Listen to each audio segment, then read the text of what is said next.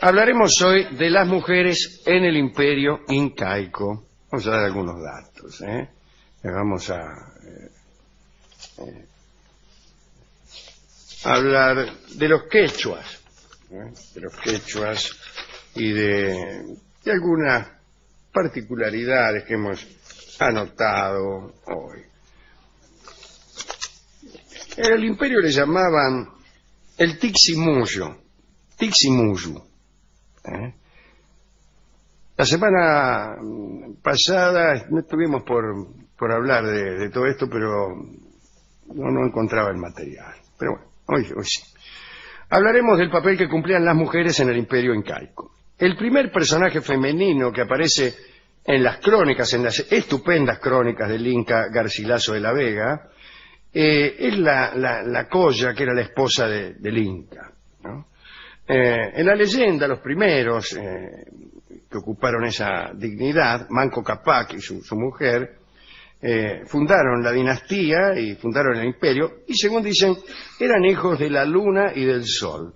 Yo creo que sería mejor decir del luna y de la sol, porque me han dicho que tal como ocurre en los idiomas germánicos, en el quechua la luna es masculino y el sol femenino. Inti es el sol y Quilla es la luna, como sabe cualquiera que haya escuchado a los cantores de Quilla Huasi, que en este caso son los cantores de la Casa de la Luna, ya que Huasi es casa.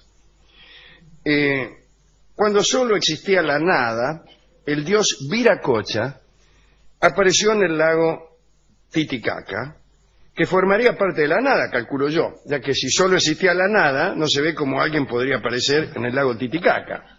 Ya, hay una falta de seriedad allí, ¿no? En todo caso sería una nada bastante poblada. Podemos suponer que el lago Titicaca no existía hasta ese momento, pero pareció justo ahí. Bueno, qué sé yo. Bueno. El caso es que Viracocha en el lago Titicaca realizó su acto creativo. Creó primero un mundo oscuro y nebuloso, cuya gentes parece que no lo reverenciaban suficientemente al dios Viracocha. Por tal motivo hizo desaparecer aquel mundo. Porque, imagínense, un mundo que uno crea con tanto esfuerzo y no te reverencian, lo destruyó el dios Viracocha. Después creó otro mundo, un mundo de gigantes que también convirtió en piedra por la misma razón. Parece que los gigantes son un poco ingratos. Viracocha hizo entonces una creación más perfecta a su imagen y tamaño, pero esos hombres resultaron malos. ¿Y qué hizo? Les mandó un diluvio que duró 60 días, es decir, un 50% más que el diluvio clásico. Después de este diluvio, ya seca la tierra, Viracocha mandó salir al sol y a la luna, o como hemos dicho recién, a la sol y a la luna. Pero también a las estrellas, todo esto para dar luz al mundo que acababa de crearse. Y dispuso que el sol y la luna estuvieran siempre distantes, tal como aparece en la experiencia cotidiana. Una sale de noche, el otro de día. Sí. Sin embargo, dispuso que se conocieran, y así lo hicieron. La sol y el luna se amaron, y nacieron dos hijos que son justamente los ya comentados Manco Cápac y Mama Ocllo, que fueron las primeras, la primera pareja y los primeros incas. El sol envió a estos hermanos a la tierra para fundar una ciudad en un lugar tal que se pudiera hundir de un solo golpe una varilla de oro. Tenían que andar por todo el mundo con una varilla de oro a ver dónde la podían enterrar. Allí, en aquel lugar donde la varilla se enterrara con un solo golpe, había que fundar una ciudad. Debían, además, reunir a los hombres que estaban desparramados por la tierra y enseñarles oficios y a vivir como seres humanos y no como bestias. Mire, discúlpeme. Al final la varita se hundió en Cusco, que en quechua significa el ombligo del mundo. Las mujeres, discípulas culturales de Mama Ocllo, servían como fuerza laboral y aunque estaban exentas de pagar el tributo al Inca, indirectamente lo pagaban porque contribuían con su trabajo. Bueno, trabajaban las mujeres, discúlpeme, ¿no?, desde los 5 años. Tan importante era el trabajo femenino en el funcionamiento de la comunidad que el Estado, otra vez, controlaba su trabajo. Había unos visitadores que iban a las casas para ver, inspectores es mucho mejor, ¿no?, y observaban que las mujeres se encargaran de limpiar, de hilar una cantidad de metros de tela por día, y también que se ocuparan, atención, de los deseos nocturnos del marido. Señor, pero ¿qué es esto? ¿Una clava sexual? ¿Qué serán, me pregunto yo, los deseos nocturnos del marido? Sí. Hemos traído al sexólogo oficial del programa, el señor Gabriel Schulz, para que nos explique cosas que nuestra ignorancia no alcanza a percibir con corrección. Por ejemplo, ¿se refiere esta expresión a un deseo de comer pan a la noche? No. No, bien. Debe entenderse que cualquier deseo verificado durante las horas de la noche es un deseo nocturno del marido. No. No. No. Entonces, ¿se refiere a los deseos que tienen que ver con la actividad venérea? Absolutamente. Era mucho peor de lo que yo pensaba. Bueno. Ahora, ¿por qué siempre son nocturnos esos deseos y no diurnos? El inspector laburaba de noche. Bueno. En aquella y en otras civilizaciones, la gente tenía por costumbre hacerlo de noche, por discreción, ¿no? A favor de la oscuridad o en algún caso por asco, ya que temían que el sol con su nitidez viniera a eliminar lo que de imaginario tenía su novia. En la antigüedad clásica, y allá en el fondo de la antigüedad, se hacía de noche. Incluso en algunas civilizaciones estaba absolutamente prohibido hacerlo de día. Se hablaba en el Medio Oriente, se hablaba mal de los griegos porque decían que acostumbraban a amar a sus mujeres con luz diurna. Aquello les parecía una aberración. Algunas historias que se cuentan en distintas civilizaciones solamente son creíbles si se admite la oscuridad más absoluta en el lecho conyugal. Ahí, por ejemplo, la sustitución que el papá de Raquel y Lía hace en el lecho nupcial de Jacob solamente es posible en una oscuridad absoluta.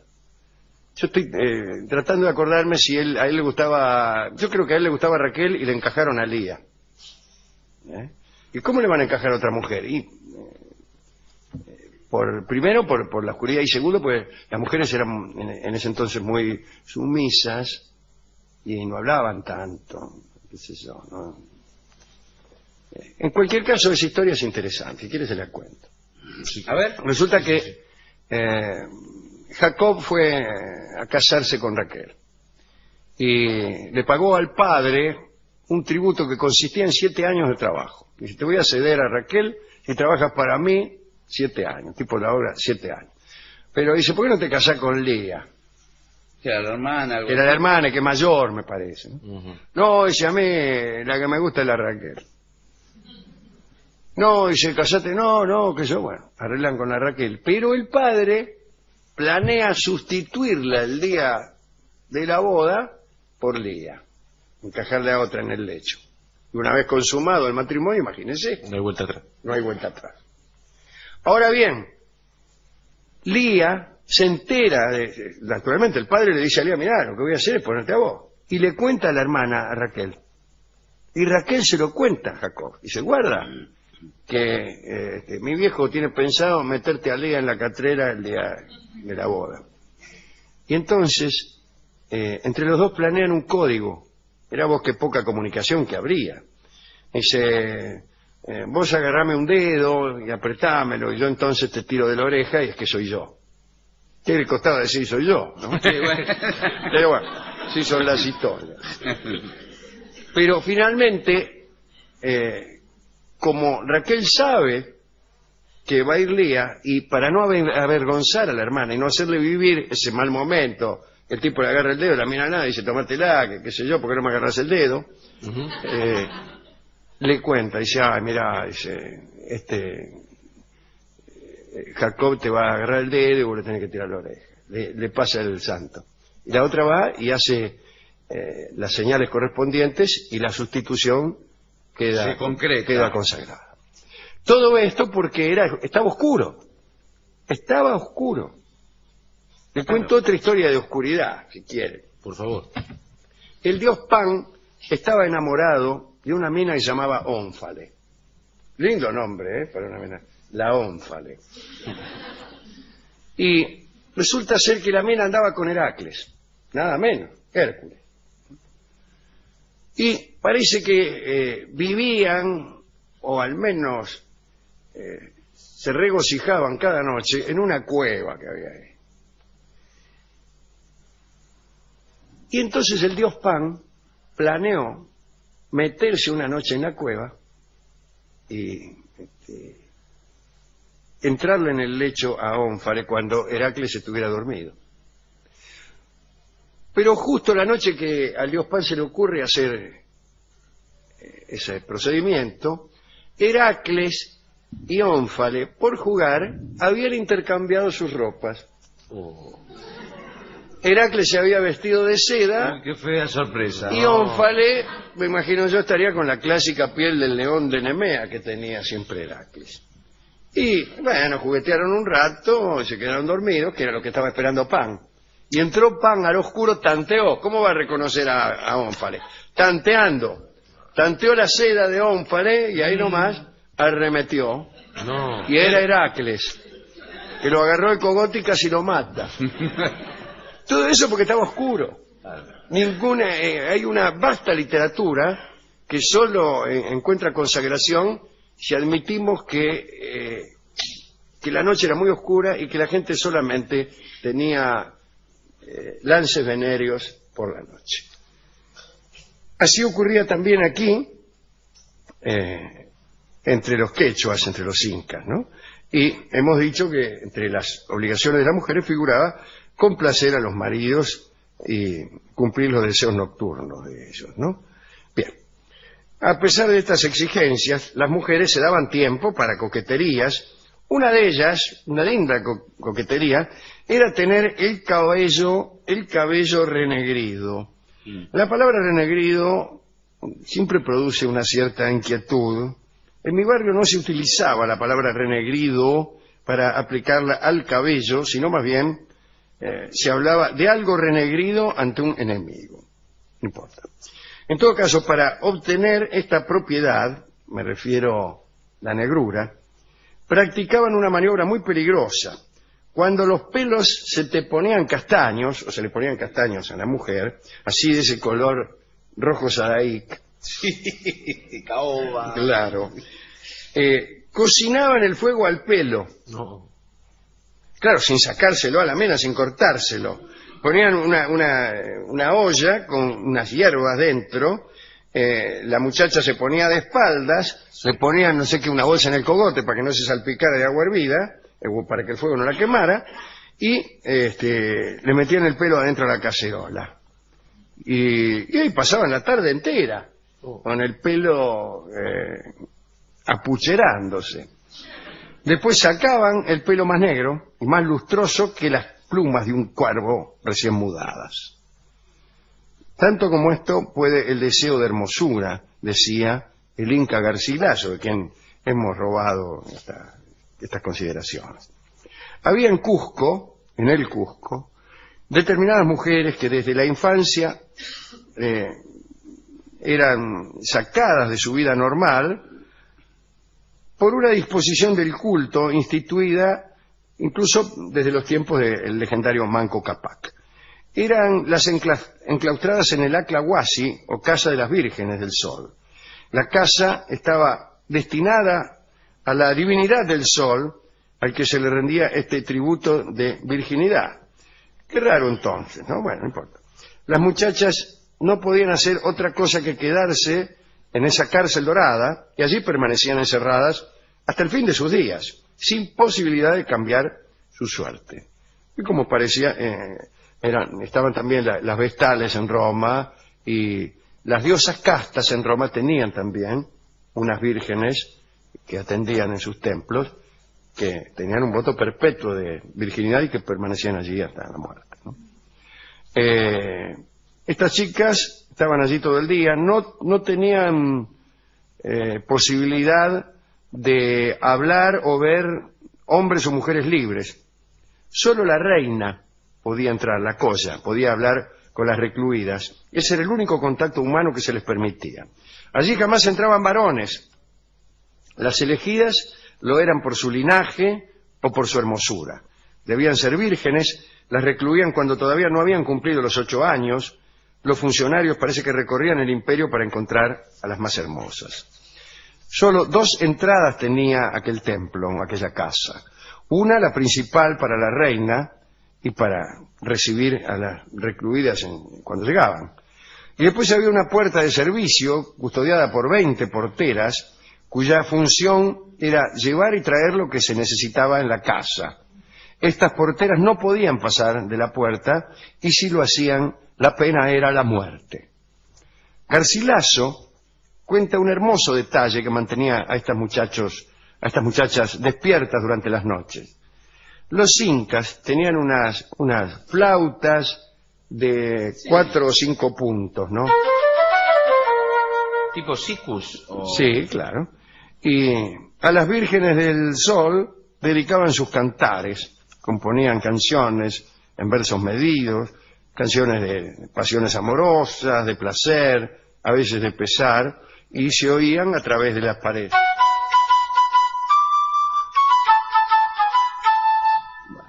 Existían también otras casas parecidas, que eran esta vez elegidas para el Inca. Esto era otra cosa. A esas casas entraban vírgenes, pero que iban a dejar de serlo, porque allí se hacía una reserva de doncellas y el Inca podía disponer de ellas a voluntad.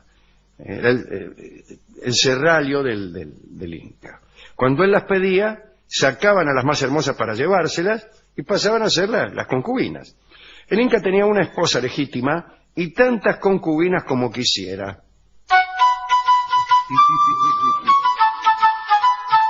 Bueno, por eso llegaba a tener, los incas tenían a veces 200 hijos. Las concubinas del Inca, cuando éste perdía el interés por ellas, que pasaba más tarde o más temprano, un tipo que tiene tantas minas, bueno, se rajaban. Distinto a lo que pasaba en los harenes del Islam, donde había el llamado Palacio de las Lágrimas, que era la morada de aquellas esposas que veían languidecer su belleza y que entonces eran jubiladas allí.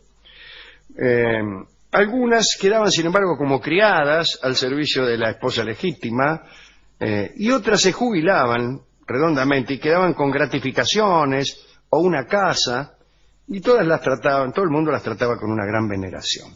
Garcilaso cuenta que a veces, al morir el Inca, estas mujeres se mataban y se enterraban junto a los criados más favorecidos que por ahí deseaban continuar sirviendo a su dueño en el más allá. No como en la India, que esto era obligatorio. No, acá era voluntad. Si usted quiere hacerse enterrar con el Inca, es voluntario. No tiene obligación de hacerlo. Muchas gracias. Otro detalle. Si estas mujeres, me refiero a las primeras, la de la Aclahuasi, delinquían o perdían su virginidad, o en el caso de las casas del Inca también, si la perdían antes de que el Inca las tomara, las penas eran terribles. A la muchacha que había perdido su virginidad, la enterraban viva, sí. La enterraban viva. Sí. Claro. A los cómplices es indispensable en un delito como la pérdida de la virginidad, un cómplice. Sí. Bueno, al cómplice lo ahorcaban. No. ¿Cómo me gustaría ser su cómplice? Y si tenía esposa, le mataban a la esposa, el cómplice. Pobre esposa. Claro, ¿qué culpa La tipa no sabía nada, estaba polillando. Golpeaban la puerta, chao, te liquidaba. ¿Por qué? ¿Qué importa? Tienes que andar preguntando. Pregúntale a su marido. Pregúntale a su marido. Bueno. También le mataban a los hijos. Me parece demasiado. A los criados. No. A los parientes. ¡A los vecinos!